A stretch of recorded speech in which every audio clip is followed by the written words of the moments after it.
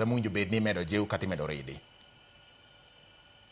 Erokamano ahinya George, kendo aduoko erokamano ni wakili weda kuom puonj ma wayudo mowuok kuome gik ma katiba wa manyien man gi higni 16 ni osetimo.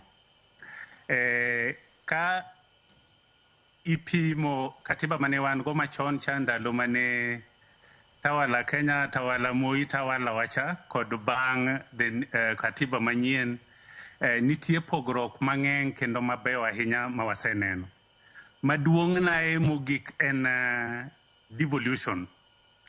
No e Kenya mangima koro onge gweng' kata ward kata constituency kata county manyalo wacho ni sirikal obuone oweyo oko kata ni onge sirikal. Nikech wan kod sirikal nyaka e counties wa, to wan kod sirikal nyaka e wards wa. Mano namba achiel, devolution kata loso sirikal mar gwenge e achiel kuom transformational achievements manyalo wacho ni katiba manyien ni nokelonwa. Koro ng'ato ka ng'ato ma odak e Kenya no kod ratiro kod adier na dongruok bo chopone kama ubetie. Kendo kawaluo chik ma devolution no maber, to wacho ni even up to village level e gweng' wuon nitie the lowest level mar administration monego bed ni luongo ni village councils.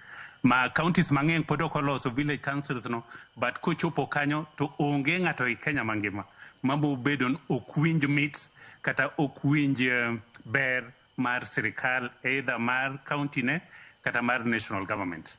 Mopogre gi devolution, katiba manyien omiyowa ratiro, freedoms mang'eny kabisa kaka jopiny. Kendo onge sani gima inyalo tim e Kenya ka ma ok openj japiny.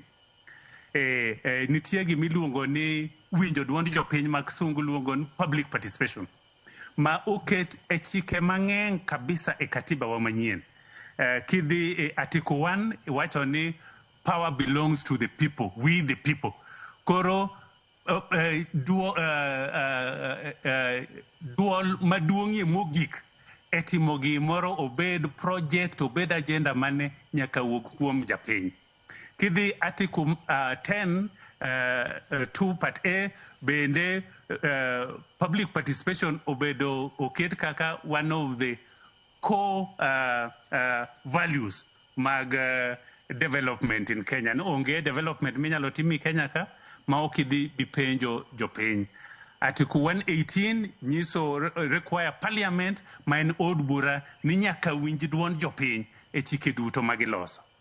Article 196 mar chik require na county assemblies nyaka facilitate ne sama giloso chike kata giloso programs kod projects mag development i counties wa, nyaka gidhi giwinj ni to japiny wacho ang'o e ndara magidwa loso no, e daraja magidwa loso, e fertilizer magidwa nyiewo, e tingni magidwa nyiewo, kata e osuptal magidwa gero kamora mora.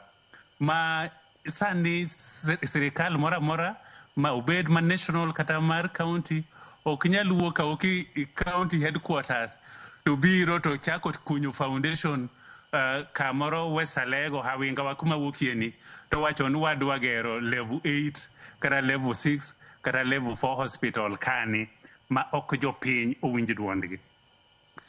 To freedoms no bende no kod the other side margi public participation ni ober ni japiny koro is at the center. Japiny ni dir neno ni development mitimono itime nadi, to odhi bedo machal nadi, to odhi require ang'ono, to odhi loko ngima mar jopiny e yo machal nadi. To at the same on the other side of the coin, and public participation bende kod side mare moro mabende waneno ni kelo lweny. Wan kaka jomosetiyo e government, county government, kata jomati national government. Nikech waketo ni sirikal kata gima giseneno no ber kod japiny bugi keto county integrated development plan mar higni abich magidwa neno go kaka county oendelea kata odhi mbele wakma intie bochopo next level. To kochopo ni dwa timo gik maniketo CIDP biketo ADP biwacho ni wan wadwaro kwayo investors joma keto mwandu wadwa temo mondo wawuog joket mwandu mondo bi oketnwa factories ogernwa factory mar mchele ogernwa factory mar niang ogernwa factory mar pamba ogernwa factory minyalo timie assembly mar pikipiki. To nkochopo samidwa tim gino sama idok kaka sirkal kata jotij sirkal koro waseyudo investor madwa timo gima kama e gweng'uni.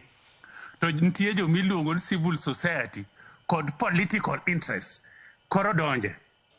Miyudo ni investor nyalo biro moseneno ni dhahabu ka moro kata siachwaka ni nitie kuma nitie gold kata diamonds to ka osewinjre gi national kod county government ni gini ka watimo to nyalo loko ngima mar ogandawa. To nitie political interest kod civil society movements mabiro chochea kendo oganda gi to oganda duogo wacho ni gimidwa ketno dhi ketho ngimagi kata dhi affect gi negatively.